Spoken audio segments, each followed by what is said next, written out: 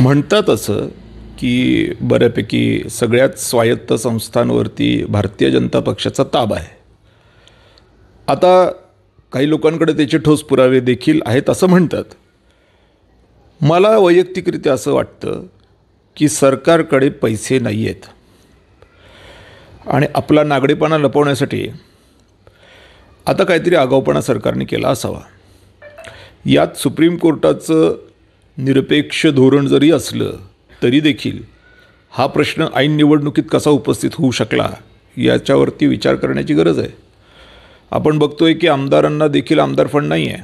DPDCला जो पैसा दिला तो 30% दिला आणि तेही जे काही न्यायालयीन जप्त्या आहेत त्याच्यामध्ये तो पैसा जाणार आहे. मग ह्यांच्याकडे नेमका निवडणुकीला पैसा कुठून येणार आहे? मागच्या निवडणुकीचे पैसे देखील द्यायला यांच्याकडे पैसे नाही आहेत. आमच्या कन्नड विधानसभेच्या कॅन्टीनवाल्याचं बिल यांनी दिलेलं नाही आहे. उच्चार करतो त्या गोष्टीचा की जर का या देशाची मिलिटरी परमनंट नाही आहे तर तुम्ही पंचायत समिती सदस्य बनून काय तिकडे काय फिरवणार आहात आकाशात? आम्ही निवडून आलो म्हणून. कशाचे निवडून आले तुम्ही? ज्या देशाचा पंतप्रधान म्हणू शकत नाही की मी अशा देशाचा पंतप्रधान आहे की ज्याची सुरक्षा सुरक्षित आहे, तर तुम्ही पंचायत समिती मेंबर आणि नगर परिषदेचे नगराध्यक्ष होऊन काय नेमके दिवे लावणार आहात? ही IQ लेवलचा प्रॉब्लेम आहे या लोकांचा. मग ना आपण असं करू तसं करू, काय करू कसं करू?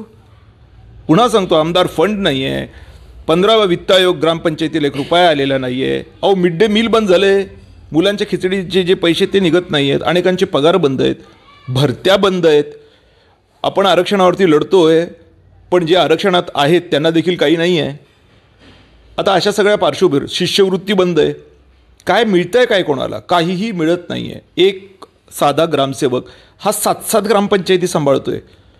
का भरत नाही तुम्ही पोस्ट त्या? तर आता हे नगराध्यक्ष होणार उद्या जाऊन. काय आहे त्या नगर परिषदेमध्ये कन्नडच्या?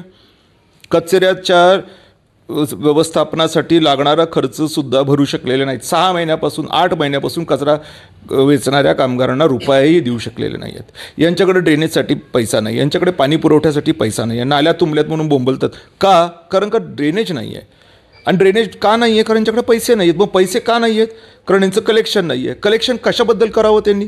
जर तुम्ही नालीसाठी पाण्यासाठी आम्हाला सर्व्हिस दिली मग तुम्ही. नमस्कार, मी आपल्या सर्वांचा मित्र अक्षय राजे ताटे. आज आपण कन्नड मतदारसंघातल्या अनेक प्रश्नांवर फोकस केलं आहे आणि आपण बघतोय अनेक तरुणांचे लोकांचे प्रश्न होते. तेच प्रश्न जाणून घेण्यासाठी कन्नड दौऱ्यावर आले असताना आज आपल्यासोबत आहेत माननीय आमदार माजी हर्षवर्धन दादा जाधव. नेमकं काय चालू आहे दादांचं तेही जाणून घेणार आहोत आणि नुकतंच दादांनी जय श्रीरामचा नारा दिला आहे तेही जाणून घेणार आहोत. अनेक जणांचे प्रश्न होते की जय श्रीराम दादांनी घेतलं आहे, नेमकं काय आहे, काय सांगाल दादा? पहिली गोष्ट तर जय श्रीराम हे कुठलं टॅगलाईन नाही आहे. अच्छा. आपल्या इथल्या जे परंपरेचं ते एक प्रतीक आहे आणि ते हनुमानजी नेहमीच म्हणायचे. हनुमानजी कधी रामराम नाही म्हणायचे, हनुमानजी जय श्रीरामच म्हणायचे. आणि जे रामाचे भक्त असतात ते म्हणतातच. म्हणून ज्यांनी आत्तापर्यंत म्हटलेलं नसेल त्यांनी म्हणायला काही हरकत नाही. ते तर काही कोणी 302चा गुन्हा दाखल करत नाही तुम्हाला की जर तुम्ही जय श्रीराम म्हटलं तर. त्यामुळे मी ते घेतलं, ते टॅगलाईन आहे असं वगैरे नाही आहे. होय, हे जागृतीचा जो विषय आहे हा भारतीयांच्या मनामध्ये अनेक वर्षांच्यापासूनचा होता. हळूहळू लोक जागृत व्हायला लागले, त्यापैकी मी देखील एक आहे. That's all. आता सध्या कन्नड नगर परिषदच्या निवडणुका आहेत, जिल्हा परिषद पंचायत समितीच्या निवडणुका आहेत. परंतु त्या निवडणुकीच्या आधीच आता नुकतीच लेटेस्ट बातमी आहे OBC रिझर्वेशनची. सुप्रीम कोर्टनी राज्य सरकारला ताशेरे ओढले आहेत. OBC रिझर्वेशनचा जो कोटा आहे तो एक्सपांड झालेला आहे. याकडे कसं बघता? म्हणतात असं की बऱ्यापैकी सगळ्याच स्वायत्त संस्थांवरती भारतीय जनता पक्षाचा ताबा आहे. आता काही लोकांकडे त्याचे ठोस पुरावे देखील आहेत असं म्हणतात. मला वैयक्तिकरित्या असं वाटतं की सरकारकडे पैसे नाही आहेत आणि आपला नागडेपणा लपवण्यासाठी आता काहीतरी आगाऊपणा सरकारने केला असावा. यात सुप्रीम कोर्टाचं निरपेक्ष धोरण जरी असलं तरी देखील हा प्रश्न ऐन निवडणुकीत कसा उपस्थित होऊ शकला याच्यावरती विचार करण्याची गरज आहे. आपण बघतोय की आमदारांना देखील आमदार फंड नाही आहे. DPDCला जो पैसा दिला तो 30% दिला आणि तेही जे काही न्यायालयीन जप्त्या आहेत त्याच्यामध्ये तो पैसा जाणार आहे. मग ह्यांच्याकडे नेमका निवडणुकीला पैसा कुठून येणार आहे? मागच्या निवडणुकीचे पैसे देखील द्यायला यांच्याकडे पैसे नाही आहेत. आमच्या कन्नड विधानसभेच्या कॅन्टीनवाल्याचं बिल यांनी दिलेलं नाही आहे. त्याचबरोबर शेतकऱ्यांना जी उणे पद्धत असते की ज्या वेळेला नैसर्गिक आपत्ती होते, जसं मुलाचं ॲक्सिडेंट झालं आपल्या घरामधलं, तर आपल्या घराचं जे काही एक सेविंग असतं किंवा जो आपण खर्च करणार असतो तो खर्च आपण बाजूला ठेवतो आणि पहिल्यांदा त्याचं हॉस्पिटलमधलं बिल आपण भरतो, कारण आपल्याला ते नैसर्गिक आपत्ती असते. त्या अनुषंगानेच सरकारचं 6 मे 2025चं जे आहे तो म्हणतो की अशा पद्धतीने नैसर्गिक आपत्ती जर झाली तर बजेट मंजूर व्हायची वाट बघू नका. जे मंजूर ऑलरेडी बजेट आहे त्याच्यामध्ये कट लावा स्ट्रेट आणि त्याचे अधिकार कलेक्टरला दिलेले आहेत. म्हणजे इतकं सरळ सोपं गणित असताना देखील कट लावण्यासाठी सुद्धा पैसे नाही आहेत अशीच साधारण त्यातनं आपल्याला चित्र आपल्याला स्पष्ट होतं. म्हणून यांना निवडणुकीसाठी तरी कुठून पैसे येणार आहेत असं माझं वैयक्तिकरित्या पहिल्या दिवशीपासूनचं मत आहे. पण आता यांनी सगळं केलं आहे, झालं आहे व केलं आहे झालं आहे तर मग करा. पण आपण जसं आत्ताच बोललो आहे की ब्रेक लागला आहे. मग ब्रेक लागला आहे तर तो कसा लागला आहे, मग ब्रेक लागला तर मग तो अगोदर का नाही लागला, आता लागतो आहे तर तो लागतो आहे तर कसा लागतो आहे, लागला तर तो लागणार आहे का पुढे सरकणार आहे. अनेक पैलू याच्यामध्ये आहेत. आणि म्हणून मला वाटतं आहे की आत्ता सध्याच्या आर्थिक परिस्थितीला बघता निवडणूक घेणं यांना झेपणार नाही आहे. म्हणून काय होणार आहे ह्याच्याबद्दल जे प्रश्नचिन्ह येतं आहे त्याच्यामध्ये मी पण एक दृष्टिकोनातून अगदी सुरुवातीपासून किंबहुना मी पहिल्यापासूनच म्हणतो आहे की निवडणुका शक्यच नाही आहेत. पण आता ते सुप्रीम कोर्टाचा दंडा लागला, निवडणुका घ्याव्याच लागतील अशी जेव्हा एकंदरीत परिस्थिती निर्माण झाली त्यावेळेला हातगाईला आलेलं सरकार काय करणारच होतं. आणि म्हणून त्यातनं काहीतरी गोंधळ झाला असावा असं सुद्धा असण्याची शक्यता नाकारता येत नाही. असं माझं हे बंद होऊ शकतं. एकंदरीत म्हणजे आता जिल्हा परिषद पंचायत समिती ज्या काही स्वराज्य संस्थेच्या निवडणुका आहेत त्या निवडणुकीत सरकारचा पराभव होईल असं एकंदरीत चित्र वाटतंय. मला माहीत नाही, कारण ज्या पद्धतीच्या निवडणुकाच्या संदर्भातले आत्तापर्यंतचं चित्रीकरण आहे त्याच्यात तर हे पडतच नाहीत ना. म्हणजे कोणाचं काहीही मत असलं तरी काही फरक पडतच नाही, निवडून ह्यांचीच माणसं येतात. मला त्यांना फक्त एवढं सांगायचं आहे आपल्या माध्यमातून की आपण जे काही करत असाल याच्यातनं जर सगळंच नष्ट होणार असेल तर आवरलं पाहिजे स्वतःला. आणि हे लोक जर स्वतःला आवरणार नसतील तर मग ह्यांना भगवंत नष्ट करेल अशी माझी स्पष्ट भावना आहे. कारण भगवंत सृष्टीचा निर्माता आहे. सृष्टीला जर कोणी नष्ट करणार असेल तर भगवंत त्याला ठोकतो. हाच आत्तापर्यंतचा इतिहास आहे, याच्यात कुठलीही चूक नाही. न्यूक्लिअर बॉम्ब सगळ्यांकडेच आहेत पण फोडण्याची हिंमत कोणातच नाही आहे. तसे हे इकॉनॉमिक बॉम्ब्स आहेत. पैसा खूप झाला आहे, भरमसाठ पॉवर खूप झाली आहे, पण करता काय नाही येऊ लागलं. म्हणून हे जग नष्ट होण्याच्या पार्श्वभूमीवरती आता बघितलं जाते. आणि इंटरनॅशनल मॉनिटरी फंडमध्ये सुद्धा ही चर्चा आहे की जागतिक कर्ज हे जागतिक उत्पन्नापेक्षा वाढलं आहे. भारताची ती स्थिती आहे, महाराष्ट्राची ती स्थिती आहे. म्हणून हा गोंधळ इतका पण करू नका की जग नष्ट होण्याच्या परिस्थितीत येईल. कारण जगाचे नष्ट करणारे जर तुम्ही असाल तर तुम्हाला नष्ट करणारा भगवंत येतो आणि तुम्हाला ठोकतो. म्हणून हे आता निवडून कोण येईल या बाबतीमध्ये न बोललेलं बरं, पण यांनी स्वतःला आवरावं एवढं मात्र मला बोलावं लागेल. मी बोलतो आहे. आपण आता सध्या कन्नडच्या नगर परिषद असेल, जिल्हा परिषद असेल, याकडे जर बघितलं तर कुठंतरी विकास आम्हाला आढळत नाही असं स्पष्ट मत जनताही सांगते आहे. गटर मीटरच्या वॉटरच्या बाहेर जनता गेलेली नाही, विकास केलेला नाही असाही आरोप केला जातो आहे. याकडे कसं? नाहीच आहे ना, ह्याच्यात काय म्हणजे चुकीचं आहे असं नाहीच आहे. हे जे म्हणत आहेत लोक ते खरंच आहे. आता झालं आहे असं की लोकांमध्ये ती ताकद नाही आहे की उमेदवारीचा अर्ज भरावा. लोकलचे जे काही राजकारणाचे वेगवेगळे भाग असतात त्याच्यामध्ये एक भाग हाही आहे की बाबा खूप पैसा लागतो, खूप पॉवर लागते, खूप सारं असं लागतं की जे आपल्याला झेपणार नाही सर्वसामान्य माणसाला, म्हणून आपण आपल्या उंबरठ्याच्या आत राहिलेलं बरं. आम्हाला बदल तर हवा आहे, मात्र त्याच्यात आम्ही स्वतः काही करणार नाही. हां, आम्ही मतदान करायला तयार आहोत पण आम्ही उमेदवारी अर्ज भरायला आम्ही तयार नाही. अशा पद्धतीची भूमिका इथे दिसते आहे. पारंपरिक पद्धतीने इथे राजकारण चाललेलं आहे, इथंच काय जगातच चाललेलं आहे. म्हणून चांगली लोक राजकारणात येत नाही आहेत.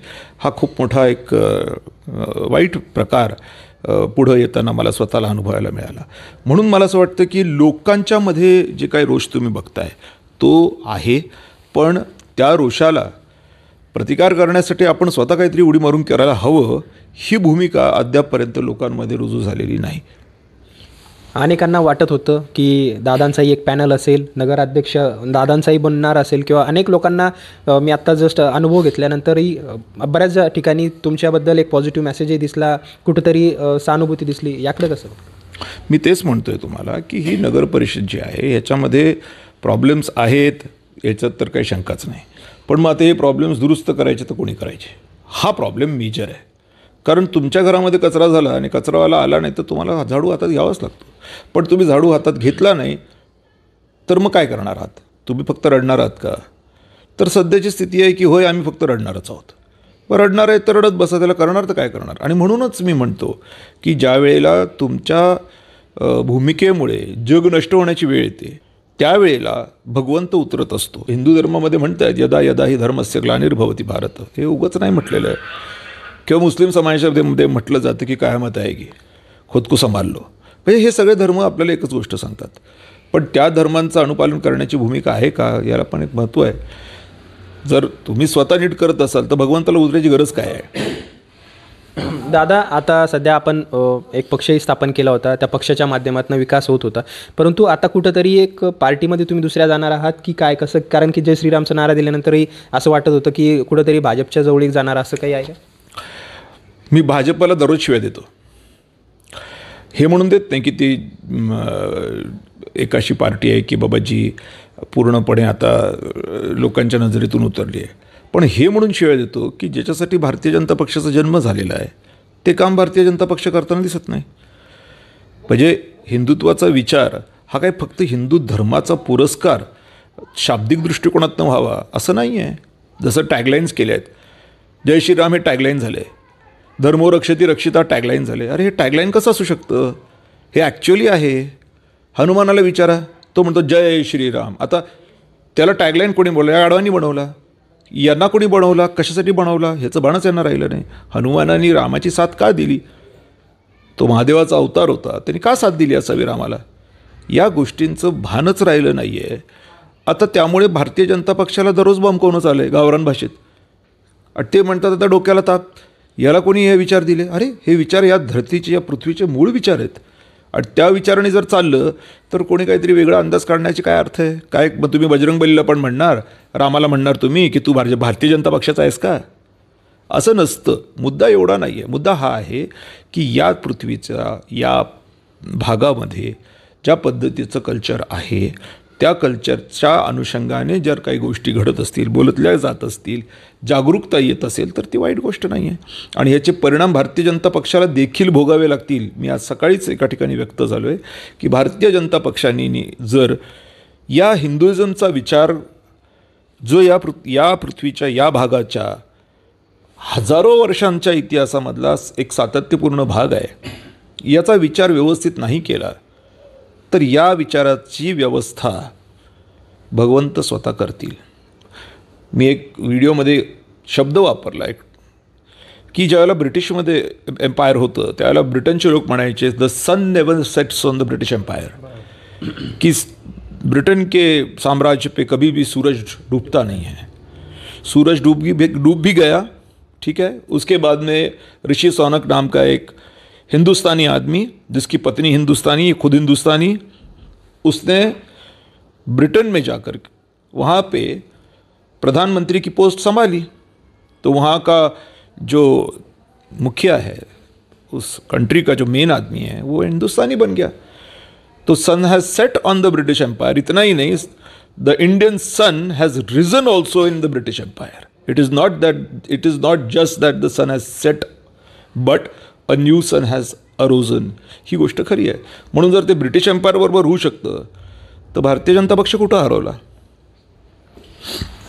विरोधक तुम्ही म्हणतायत की एक दिवस नक्कीच भाजपचा म्हणजे सत्ता नाष्ट होणार आहे, परंतु विरोधकांमध्ये जी काही आपल्याला एनर्जी पाहिजे किंवा विरोध पाहिजे किंवा कुठंतरी विरोधी पक्ष स्ट्रॉंग पाहिजे तो दिसत नाही आहे. आणि आम्ही छत्रपती संभाजीनगरमध्ये जे लोक आहेत ते तुमच्याकडे एक याच नजरेने बघतात, तर कुठंतरी दादाही ॲक्टिव्ह होत नाही असाही आरोप केला जातो. माझ्यासारखं ॲक्टिव्ह तर दुसरं कोणच नाही आहे. हे पानचट ॲक्टिव्ह आहेत. हे काय निवडणुका लढणं म्हणजे ॲक्टिव्हिटी आहे काय? देश वाचवणं म्हणजे ॲक्टिव्हिटी आहे. आज हायकोर्टामध्ये एक पिटिशन चालू आहे ज्याच्यामध्ये सरकारी प्रॉपर्टीज ज्या लोकांनी स्वतः ताब्यात घेतलेले आणि भाडं भरत नाही अशा पद्धतीचा कंट्रोल ऑडिटर जनरलचा रिपोर्ट आहे. त्याच्या संदर्भातलं जे अनुपालनाचा अजून एक रिपोर्ट आहे. यासंबंधीचे जे काही सरकारी लॅक्युनाज आहेत, सरकारने जे केलेलं नाही आहे, सरकारकडे उत्पन्नाचं प्रचंड मोठं स्रोत असताना सरकार टॅक्सेशनच्या संदर्भामध्ये कर्जाच्या संदर्भामध्ये आज आपण बघतोय की हातघाईला आलेलं आहे. मग या सगळ्या पार्श्वभूमीवरती काय करणं गरजेचं आहे? राजनीतीपेक्षा राष्ट्रनीती महत्त्वाची आहे, ही गोष्ट खरी आहे. कारण राष्ट्र असेल तर राज्य असेल ना. राज्यच नसेल किंवा राष्ट्रच नसेल तर राजकारण कशाबद्दल, कारण कोणाचं करणार आहात तुम्ही? त्यामुळे पहिल्यांदा प्रमुख जी काही गोष्ट आहे ती आहे आपलं राष्ट्र कसं वाचेल, जग कसं वाचेल. मग त्याच्यानंतर तुम्हाला काय खेळायचं तुम्ही खेळत बसता. पण जर बेसिकच नसेल तर तुम्ही हे सगळं जे काही करता, हिंदू मुस्लिम करता किंवा काय असेल ते आगाऊपणा करतात सगळे, हे कशावरती करणार आहात? तुमच्याकडे काहीतरी एक गोष्ट पाहिजे ज्याच्यावरती तुम्ही हे सगळं कराल. जे काम मी अत्यंत शांतपणे माझं काम करतो आहे. राज्य सरकारला त्या बाबतीमध्ये नोटीसही निघालेली आहे. काल परवा तारीखही झाली. राज्य सरकारने वेळ मागितली की आम्हाला हा सगळा रिपोर्ट कुठपर्यंत आम्ही अनुपालित केला आहे किंवा काय केलं आहे याच्या संदर्भात आम्हाला वेळ द्या. म्हणजे त्यांनी असं नाही म्हटलं की आम्ही रिपोर्ट अनुपालित केला आहे, म्हणजे रिपोर्ट अनुपालन झालेलं नाही आहे. राज्य सरकार कायदेशीररित्या अडचणीत आलेलं आहे. राज्य सरकारला कायदेशीररित्या अडचणीत आणण्याचं माझं कुठलंच हेतू नाही. पण राज्य सरकारने जर ते काम केलं तर माझं राष्ट्र वाचेल. राष्ट्र वाचलं तर मग कोणाला काय स्विमिंग पूलमध्ये पाणी पाहिजे हो? मग तुम्हाला किती उड्या मारायच्या तुम्ही उड्या मारत बसा. कोणी इकडनं मारा, कोणी तिकडनं मारा. आता सध्या राष्ट्र वाचवण्यासाठी जी काही तुम्ही आता सध्या कार्य करता आहात, शांततेत करतात, तेच कार्य कुठंतरी एक युनिटीमध्ये किंवा तरुणांमध्ये पक्ष स्थापन करून किंवा त्या माध्यमातून करण्याचा काही विचार? मला पहिली प्रायोरिटी आहे की हे राष्ट्र वाचावं. हे काम एकदा झालं की मग काय जे काही करायचं तुम्ही करू शकता. मी एखादा पक्ष जॉईन करू शकतो किंवा एखादा माझं स्वतःचा पक्ष काढू शकतो किंवा काय असायचं नसायचं मी त्यामुळेच तुम्हाला म्हटलं की बेसिक जे काम आहे ते आहे. आज आपण मगाशीच बोललो की अडचणीत आहेत राज्य सरकारचे आणि केंद्र सरकारचे लोक. आमदारांना आमदार फंड देऊ शकत नाही आहे, DPDC नाही करू शकत आहेत, इलेक्शन्स घेण्यासाठीचे पैसे नाही आहेत. मिलिटरीसुद्धा टेम्पररी आहे. अग्निवीर म्हणजे काय? Temporary military. ज्या देशाची मिलिटरी टेम्पररी आहे तो देश सुरक्षित कसा असेल? म्हणून तर पहलगाम घडले, म्हणून तर दिल्लीचे ब्लास्ट घडलेत, 1000 लफडी होत आहेत दररोज. आपला देशच सुरक्षित झाला आहे. कसलं राजकारण आलं डोंबल्याचं? म्हणून पहिल्यांदा जर काही करायचं असेल तर तो देश वाचवायला हवा. त्यासाठी आर्थिक तरतूद हवी. जी आर्थिक तरतूद मॅनेज करण्याची केंद्र किंवा राज्य सरकारची आकलनशक्ती कमी पडताना दिसते आहे, म्हणून तो गोंधळ होत आहेत. मग या सगळ्या पार्श्वभूमीवरती काम काय करण्याची गरज आहे? आज काम हे असले बाकीच्या गोष्टी करण्याच्या अगोदर पहिल्यांदा in politics can become a later issue, but there has to be a polity on which politics can be done. अगर राज्य रहेगा तो राज की गद्दी रहेगी. आप गद्दी के लिए लड़ रहे हो ऐसे जो राज्य असुरक्षित है, जिसमें बम फट रहे हैं. अब बाहर से बम फटाने वाले लोग और आपकी असुरक्षितता, इसमें आप और ये बाकी का कूड़ा कचरा ला करके डाल रहे हो. इससे क्या होने वाला है? और जब इंडिया ही नहीं रहेगा तो हम लोग कहाँ जाएंगे? कोई नेता, कोई इंडस्ट्रियलिस्ट, कोई बहुत बड़ा पैसे वाला आदमी कहीं लंदन में भाग गया, एक इधर भी भाग गया, उसकी वो इज्जत वहाँ पे नहीं है जो यहाँ पे है. वहाँ पे अगर उसकी प्रॉपर्टी वहाँ के लोगों ने कन्फिस्केट कर ली, जप्त कर ली, मग तो काय करणार? बसा बोंबलत. इकडं पण इज्जत नाही, तिकडे प्रॉपर्टीने भिकारी येऊन फिरत राहील. नेपाळ नको आहे, श्रीलंका नको आहे. हा देश भारत आहे, इथे चांगलंच घडायला हवं. आता हे घडवायच्यासाठी जे करायची गरज आहे ती करायची गरज आहे. जे बाकीच्या गोष्टी आहेत त्या गोष्टी ती गरज भागल्याच्या नंतर करायला काही हरकत नाही. करावं ते, आणि ते होणारच ते. पण राज्य पाहिजे ना राजकारण करण्यासाठी. आज राज्यच नाही आहे. म्हणजे मी पुनरुच्चार करतो त्या गोष्टीचा की जर का या देशाची मिलिटरी परमनंट नाही आहे तर तुम्ही पंचायत समिती सदस्य बनून काय तिकडे काय फिरवणार आहात आकाशात? आम्ही निवडून आलो म्हणून. कशाचे निवडून आले तुम्ही? ज्या देशाचा पंतप्रधान म्हणू शकत नाही की मी अशा देशाचा पंतप्रधान आहे की ज्याची सुरक्षा सुरक्षित आहे, तर तुम्ही पंचायत समिती मेंबर आणि नगर परिषदेचे नगराध्यक्ष होऊन काय नेमके दिवे लावणार आहात? ही IQ लेवलचा प्रॉब्लेम आहे या लोकांचा. मग ना आपण असं करू तसं करू, काय करू कसं करू? पुन्हा सांगतो, आमदार फंड नाही आहे. 15वा वित्त आयोग ग्रामपंचायतीला ₹1 आलेला नाही आहे. अहो मिड डे मील बंद झाले, मुलांच्या खिचडीचे जे पैसे ते निघत नाही आहेत, अनेकांचे पगार बंद आहेत, भरत्या बंद आहेत. आपण आरक्षणावरती लढतो आहे, पण जे आरक्षणात आहेत त्यांना देखील काही नाही आहे. आता अशा सगळ्या पार्श्वभूमीवर शिष्यवृत्ती बंद आहे. काय मिळतंय काय कोणाला? काहीही मिळत नाही आहे. एक साधा ग्रामसेवक हा 7-7 ग्रामपंचायती सांभाळतोय. का भरत नाही तुम्ही पोस्ट त्या? नाही आमच्याकडे पैसे नाहीत. मग पैसे आहेत कोणाकडं? मग ज्याच्याकडे पैसे आहेत त्याच्याकडनं ते काढले पाहिजे. मग काढायचे कसे? मार्ग काय आहे? कारण का तो पण तर वाचत नाही ना. फिरता फिरता आमचे पालकमंत्री किंवा मुख्यमंत्री किंवा कोणते एखादे मंत्री किंवा एखादे मोठे इंडस्ट्रियलिस्ट अचानक कुठेतरी गेले आणि त्यांना तिकडे ठोकला टेररिस्टनी, कारण त्याची सुपारी दिलेली होती. तर मग काय करणार? लोणचं घालणार त्याची डेड बॉडी आम्हाला जाळावी लागणार. आज आमच्या डेड बॉड्या जळतात, उद्या त्याची जळेल. म्हणून त्यांनी पण त्याचं डोकं ठिकाणावर ठेवण्याची गरज आहे की नाही बॉस, माझ्याकडे 10,000 कोटी आहेत, पण मी 100 कोटी भरल्याने जर सगळं वाचत असेल त्याच्यामध्ये मी देखील वाचेन. मग माझे 9,900 कोटी सेफ होऊन जातील. 100 कोटी भरल्याने बिघडतं काय? त्यांनी पण याच्यामध्ये सहकार्य करावं. मला लोक विचारतात ना, अरे तुला भीती नाही वाटत का? याच्यामध्ये तुझ्या केसमध्ये अंबानी आहे, याच्यामध्ये अदानी आहे, शाहरुख खान आहे, ठोकून देतील तुला. म्हटलं मला कशाबद्दल ठोकतील? आणि मला ठोकतील तर एक दिवशी त्याला त्याचं स्वतःचं जीव वाचवता नाकात दम येऊन जाईल. मी हे जे काही प्रयत्न करतो आहे, आणि मी एकटाच नाही, एक मोठं परिमंडळ त्याच्यामध्ये जे काम करत असावं, हे सगळं काय प्रयत्न करतं आहे? हे सगळं वाचावं, ज्याच्यात मग नंतर तुम्हाला काय कोणते झेंडे घेऊन कुदायचे ते तुम्ही ते कुदण्यासाठी काहीतरी अर्थ. आता हे नगर अध्यक्ष होणार उद्या जाऊन. काय आहे त्या नगर परिषदेमध्ये कन्नडच्या? कचऱ्याच्या व्यवस्थापनासाठी लागणारा खर्चसुद्धा भरू शकलेले नाहीत. 6 महिन्यापासून 8 महिन्यापासून कचरा वेचणाऱ्या कामगारांना रुपयाही देऊ शकलेले नाही आहेत. यांच्याकडे ड्रेनेजसाठी पैसा नाही, यांच्याकडे पाणी पुरवठ्यासाठी पैसा नाही आहे. नाल्या तुंबल्यात म्हणून बोंबलतात. का? कारण का ड्रेनेज नाही आहे.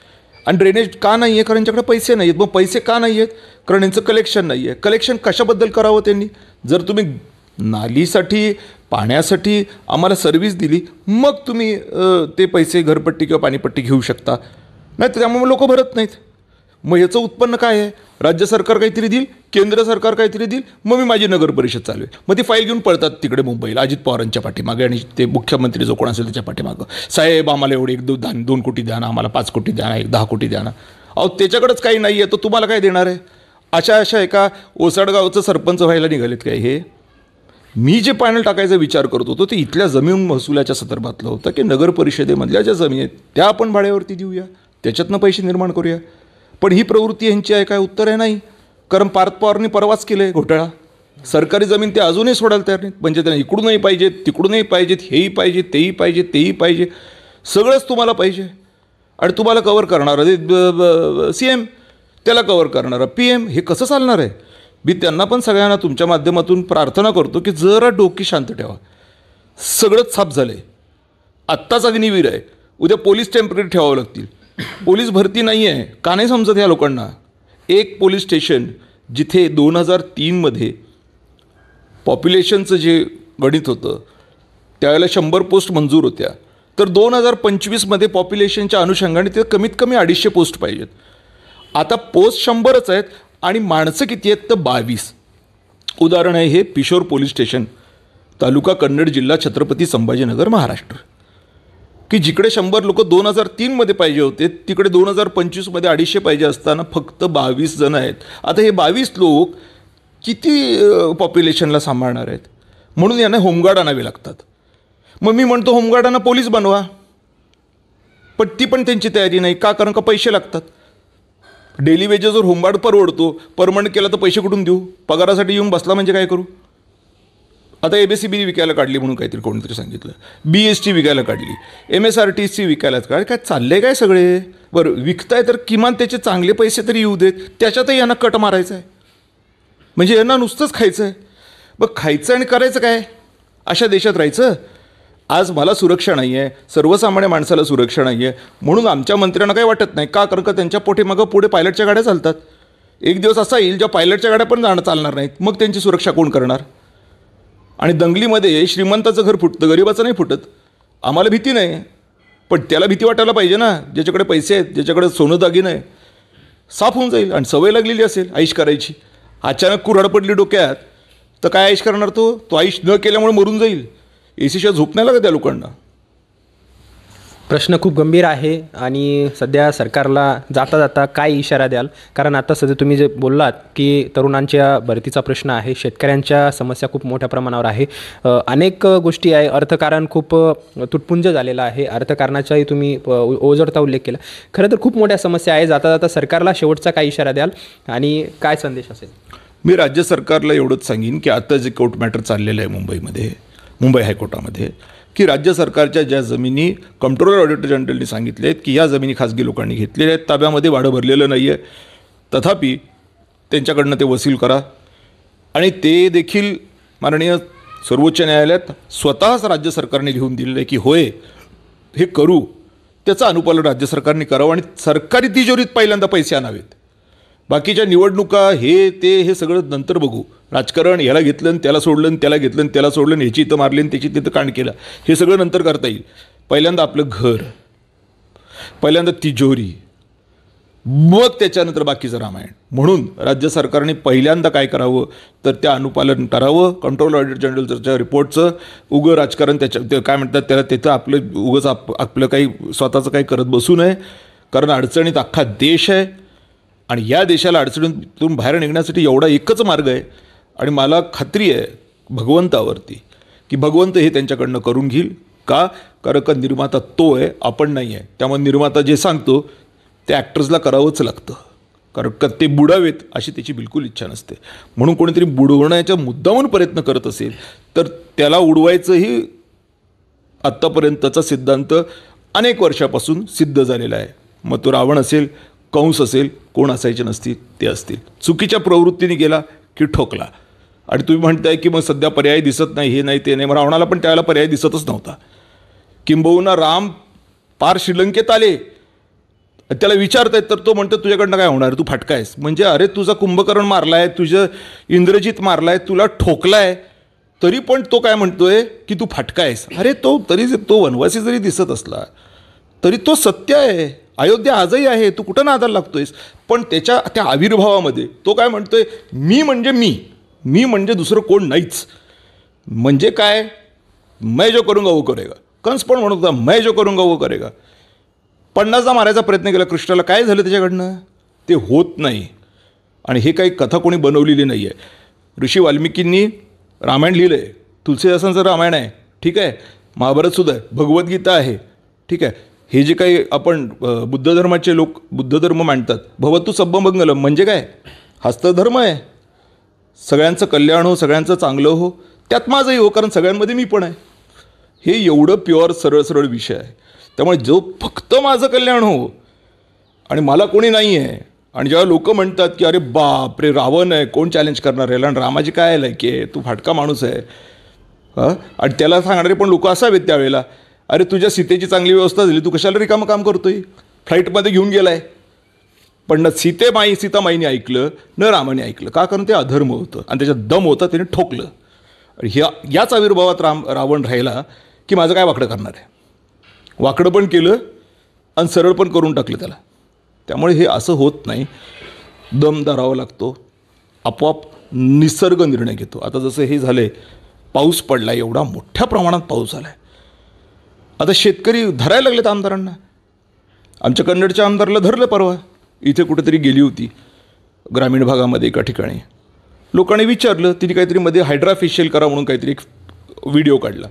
सटकावला होता आम्ही सगळ्यांनी की इथे लोकांना खायला नाही. 3 वर्षाची पोरगी हरवली निपाणी या गावामध्ये, डेड बॉडी सापडली नाही. 8-10 दिवसानंतर डेड बॉडी सापडली, जिजलेली कुजलेली. काय वाटलं असेल त्यांच्या फॅमिलीला. आणि तू काय म्हणतेस तर ब्युटी पार्लरमध्ये जा आणि अशा पद्धतीचं फेशियल करा. आता लोकांनी धरलं परवा त्या गावामध्ये की मॅडम तुम्ही आम्हाला फेशियल करायला लावताय, आमच्या प्रश्नांच्या संदर्भातल्या सुद्धा काहीतरी करा ना. भडकल्या, तुम्हाला काय वाटतं आणि तुम्ही काय महिलांच्याबद्दल असं बोलता का आणि तसं बोलता का. ते म्हटले महिला आमच्याकडे पण आहेत. म्हणजे संघर्ष होणं सुरू झालं. हे जर आता अशाच पद्धतीने बेदरकारपणे वागत राहिले तर भगवंत यांना ठोकणार म्हणजे ठोकणार.